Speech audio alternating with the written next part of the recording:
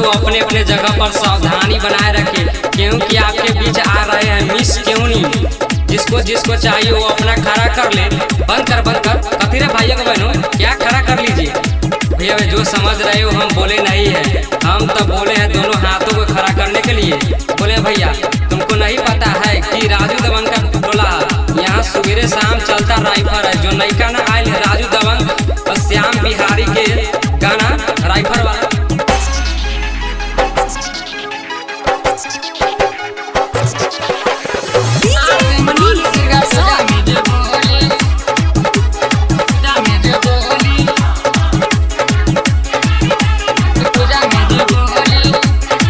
अपना गाय के होई रंगदार रे, दुर्गा माई के सटेज बनवाएंगे।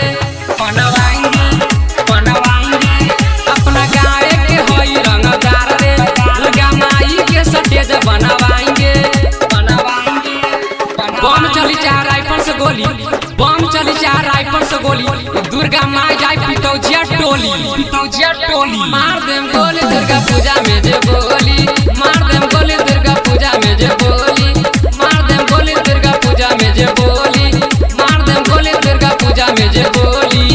ओ सांड वाला भैया 1 मिनट बतावा एक पता की कमर इतना रेस में चला था, तारा सांड के बेस काहे नहीं के बढ़ता।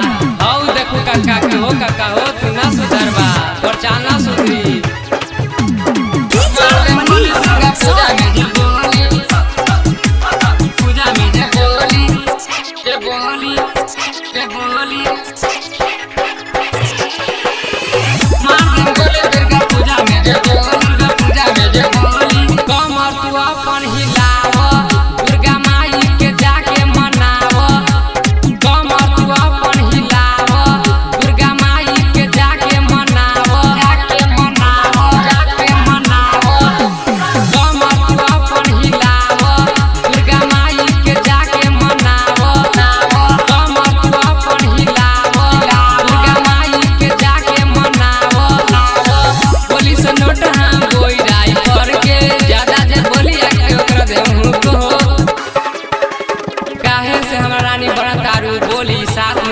भल भक्तनी